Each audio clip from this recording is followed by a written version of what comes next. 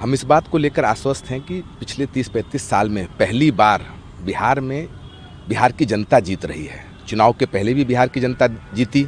आपने देखा कि जिस राज्य में जाति और धर्म के नाम के ऊपर वोट पड़ता आया है, पहली बार 40 साल में उस राज्य में सरकार ने अपने खजाने खोल दिए। इतना डर लगा कि भैया अगर हम लोग काम नहीं किए हैं और खजाना नहीं खोलेंगे तो जो नया विकल्प आया है उसको वोट पड़ जाएगा। तो बिहार की जनता चुनाव के पहले जीती, चुनाव के दौरान भी बिहार की जनता जीती। आपने देखा कि जिस बिहार में इतनी उदासीनता है कि भाई लोग वोट ही देने नहीं आते थे, 50-55% यहाँ पर मतदान का प्रतिशत होता था, उस राज्य में 70% लगभग 68% फेज़ 2 में और 64% फेज़ 1 में वोट पड़ा है। वो दिखाता है कि एक नए विकल्प जन स्वराज के आने से बिहार में जो वोटिंग को लेकर उदासीनता थी वो उत्साह में बदल गया है। तो बिहार की जनता कल जीतने वाली है और ये आप कल देखेंगे। तमाम जो एग्जिट पोल हैं उसमें तो एनडीए की सरकार बन रही है, जन स्वराज तो कहीं दिख ही नहीं रहा है। एग्जिट पोल की बात करें तो एग्जिट पोल तो अगले साल होने वाले बंगाल में है, वहाँ भी एनडीए को जिता रही है। उनका बस चले तो आसाम में भी जिता रही है। तो एग्जिट पोल तो ये आप देख रहे हैं कि 2024 में भी एग्जिट पोल आए थे, 400 पार का नारा था। तो एग्जिट पोल ये सब फर्जी पोल हैं।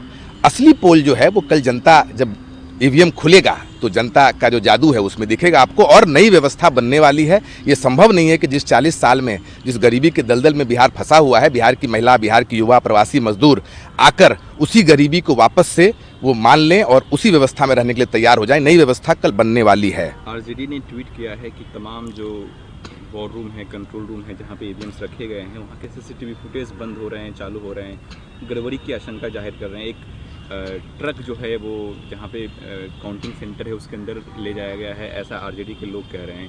कहीं ना कहीं धांधली करने की कोशिश है। कल तेजस्वी यादव ने भी प्रेस कॉन्फ्रेंस करके ये आशंका जाहिर की कि जो सरकारी मशीनरी है, इलेक्शन कमीशन है, वो चाहेगा कि गठबंधन की सरकार ना बने, इनके प्रत्याशियों को हराया जाए। तो हम लोग डटे हैं, तैनात रहेंगे। इस पर आपकी क्या प्रतिक्रिया है? देखिए, एक पैटर्न है, जब भी एनडीए हार रही होती है और जहां भी हार रही होती है वहां पर ये एग्जिट पोल में अपने आप को 200 पार 300 पार दिखाते हैं।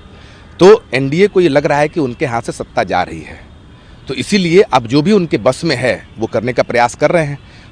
हम लोगों का गुजारिश है इलेक्शन कमीशन ऑफ इंडिया से कि भाई आप एकदम इसको निष्पक्ष रूप से कल काउंटिंग हो, और इनको ध्यान रखना होगा किसी प्रकार की गलत प्रैक्टिस, माल प्रैक्टिस हो रहा है उसको तुरंत रोका जाए, और जो ये कर रहे हैं उनको दंडित किया जाए।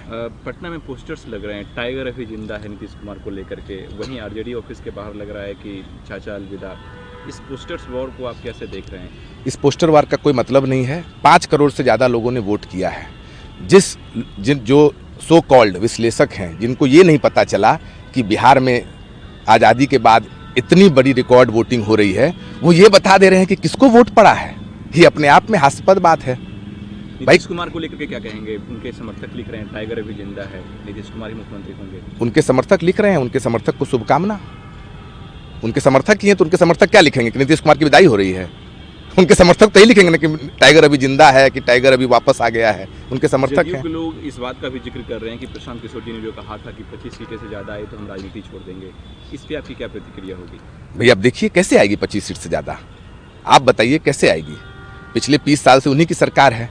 बिहार इस देश का सबसे गरीब राज्य है, सबसे ज़्यादा प्रवासी मजदूर बिहार से ही जा रहे हैं। आप ये कह रहे हैं कि वो वापस आकर उन्हीं को वोट देंगे जिन्होंने उनकी ये दुर्गति कर रखी है? नहीं आएगी सीट। अब तो 24 घंटे की बात है।